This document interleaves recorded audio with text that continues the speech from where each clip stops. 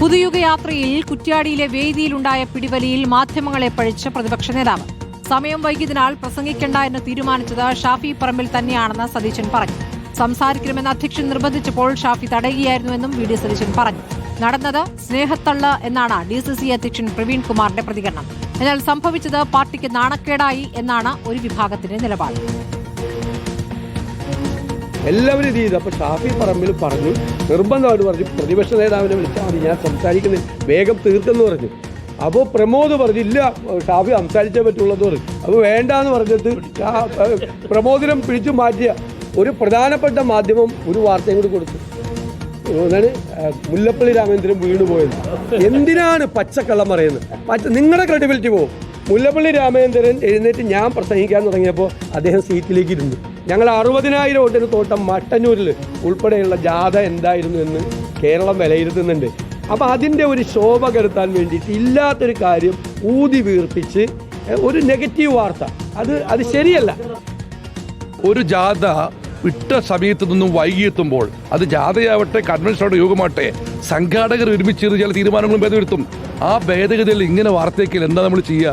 വീണ്ടും പ്രവർത്തകർ ഷാഫിയെ വിളിക്കണമെന്ന് പറഞ്ഞപ്പോൾ വിളിക്കരുതെന്ന് പറഞ്ഞാൽ അങ്ങോട്ടൊരു സ്നേഹത്തള്ളൽ നടത്തിയതാ. ആ സ്നേഹത്തള്ളൽ പോലും ഒന്നും തള്ളിയ കേരളം എന്ത് ചെയ്യാനാ?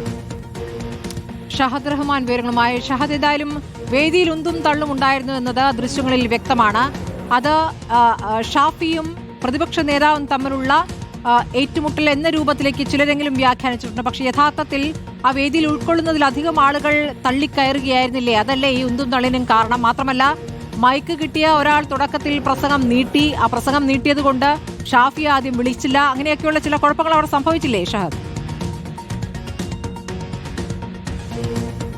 തീർച്ചയായും ഇത് എങ്ങനെയൊക്കെ കോൺഗ്രസ് നേതൃത്വം ഇതിനെ പലതരത്തിൽ ന്യായീകരിക്കാൻ ശ്രമിച്ചാലും അല്ലെങ്കിൽ മാധ്യമങ്ങളെ പഴിച്ചാലും ആ വേദിയിൽ എന്താണ് നടന്നത് എന്ന കാര്യം എല്ലാവരും തത്സമയം കണ്ടതാണ്. അപ്പോൾ അത്തരത്തിൽ, അതായത് സ്നേഹത്തള്ളലാണെന്നോ അല്ലെങ്കിൽ സ്നേഹത്തോടെയുള്ള ഉന്തലാണ് എന്നൊക്കെ പറഞ്ഞ് ഒഴിയാൻ ശ്രമിച്ചാലും എന്താണ് ആ വേദിയിൽ നടന്നത് എന്ന് എല്ലാവരും കൃത്യമായിട്ട് കണ്ടതാണ്.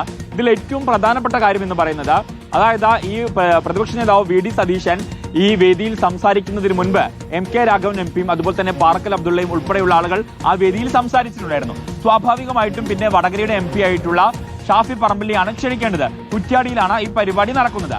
പക്ഷേ എന്തുകൊണ്ടോ ഈ അധ്യക്ഷന് ഈ ഷാഫി പറമ്പിലിനെ വിളിക്കാൻ മറന്നുപോയി. എന്നാൽ പിന്നീട് ഈ അബദ്ധം, അതായത് V.D. സതീശനെ പ്രസംഗിക്കാൻ വിളിച്ച ഘട്ടത്തിലാണ് ഷാഫി പറമ്പിലിനെ വിളിച്ചില്ല എന്ന അബദ്ധം ഈ അധ്യക്ഷന് മനസ്സിലാകുന്നത്. തൊട്ടുപിറകെ ഷാഫി പറമ്പിലിനെ വിളിക്കാൻ ശ്രമിക്കുന്നു. അത് പിന്നീട് ഇത്തരത്തിൽ അധ്യക്ഷനെ പിടിച്ചു മാറ്റാൻ ശ്രമിക്കുന്നു. അത് ഉന്തിലും തള്ളലിലേക്കും കാര്യങ്ങൾ മാറുന്നു. പിന്നീട് അത് സദസ്സിലിരിക്കുന്ന ആളുകൾക്കിടയിലും അത് നീരസമുണ്ടാക്കുന്നു. പിന്നീട് സദസ്സിലിരിക്കുന്ന ആളുകൾ വേദിയിലേക്ക് തള്ളിക്കയറാൻ ശ്രമിക്കുന്നു. ഇതൊക്കെയാണ് അവിടെ സംഭവിച്ചത്. പക്ഷേ പ്രതിപക്ഷ നേതാവും ഒപ്പം തന്നെ DCC പ്രസിഡന്റ് പ്രവീൺ കുമാറും ഇതങ്ങനെയൊന്നുമല്ല, സ്നേഹത്തോടെയുള്ള തള്ളലാണെന്നും ഒപ്പം തന്നെ അതായത് ഒരുപാട് താമസിച്ചതുകൊണ്ട് പ്രതിപക്ഷ നേതാവ് മാത്രം സംസാരിച്ചാൽ മതി എന്ന് ഷാഫി പറമ്പിൽ പറയുകയുമായിരുന്നു എന്നൊക്കെയാണ് അതിനെ ന്യായീകരിക്കാൻ ശ്രമിക്കുന്നത്.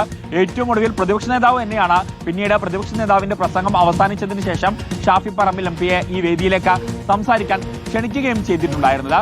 അതുകൊണ്ട് തന്നെ എന്തൊക്കെ ഈ വിഷയത്തിൽ ന്യായീകരണങ്ങൾ പറഞ്ഞാലും അല്ലെങ്കിൽ മാധ്യമങ്ങൾ എത്ര തന്നെ പഴിച്ചാലും സംഭവത്തിൽ നടന്നത് ഇതാണ്. കൂടുതൽ വേദിയിലും വലിയ രീതിയിൽ ആളുകൾ ഉണ്ടായിരുന്നു. ഒപ്പം തന്നെ സദസ്സിൽ നിന്ന് ആളുകൾ വേദിയിലേക്ക് തള്ളിക്കയറാൻ ശ്രമിച്ചതാണ്. ഒപ്പം തന്നെ ഷാഫി പറമ്പിലിനെ ഇത്തരമൊരു വേദിയിൽ സംസാരിക്കാൻ ക്ഷണിക്കാതിരുന്നതിൽ വലിയൊരു വിഭാഗം, പ്രത്യേകിച്ച് യുവാക്കൾക്കിടയിലൊക്കെ തന്നെ വലിയ രീതിയിലൊരു അതൃപ്തി ഇതുമായി ബന്ധപ്പെട്ട് പുകയുകയും ഉണ്ട് എന്നുള്ളതാണ് വസ്തുത.